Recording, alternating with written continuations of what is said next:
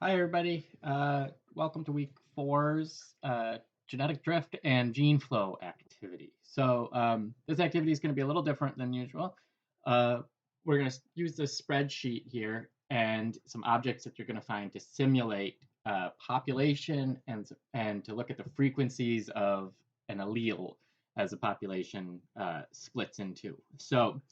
I found these starbursts work really well for me. Uh, so I've counted out 100 starbursts, and I counted out that there are 55 pink ones. So I'm going to come to the sheet. I'm the first student filling it out, so I'm going to be student A. And in the sheet, I'm going to type my name. And for original population, I am going to say 55. And then that should fill out the rest of the sheet. Now, if you try to type anything in any of these, it will tell you that you can't do it. You can only enter things in these columns and in where your name is. Okay, so that's my original population. I have 55 big bees and 45 little bees, or pinks and yellows in my case. So the frequency of the big bee is 55%, and the frequency of the small bee is 45%.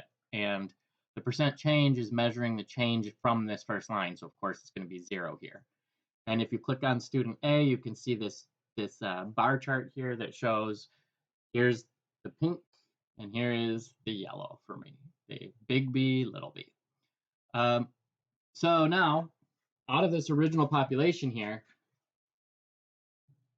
we're going to simulate some groups that split off from this population. They get into this little boat and go away to another place. So the first 3 experiments that we're going to do, boat 1, 2, and 3, are going to take 30 individuals out of this population. So I'm not looking, and I am just taking 30 random pieces from the big population and putting them in the boat.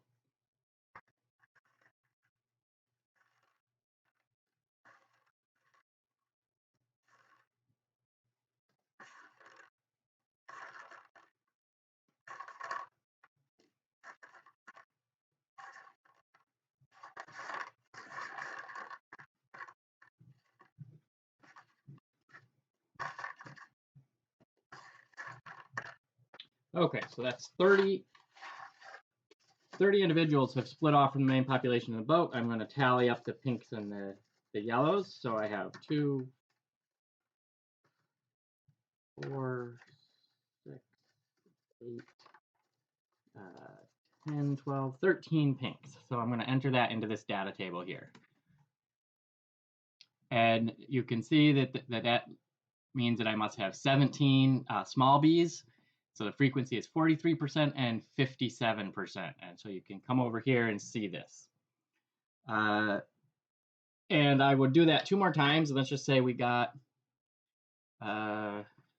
16 and 17 pink ones. And then for boat 4, we're going to take a smaller sample. For group 4, 5, and 6, only 20 are going to leave. So let's take 20 random ones. 3, 6, 8, 10, 15, 16, 17, 20. And how many of these are pink? 2, 4, 6, 8, 10, 11 pinks, and so on and so forth. And as you do this, you'll see that the charts are fill up here. And then for the last 3 sets, 7, 8, and 9, we're only going to take a sample of 10 out of the original population.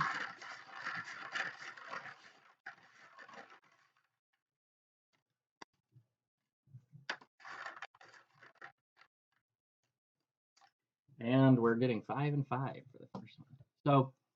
So you can see that here. You'll see the charts all fill out. And at the end of the week, once everyone here has filled out their charts, we're going to imagine that the last boat from each group, boat 9, all come together on another island. And you'll see that will be this final chart here. It will be the group 9 data combined from each person. So let's say we had 5 yellow and 5 blue from group 9. And that's right here. And let's say student B has 3 and student 8 has 8. And as you can see here, this contains the 10 people from each of those 3 boats and adds together the numbers of big B and little b allele. All right.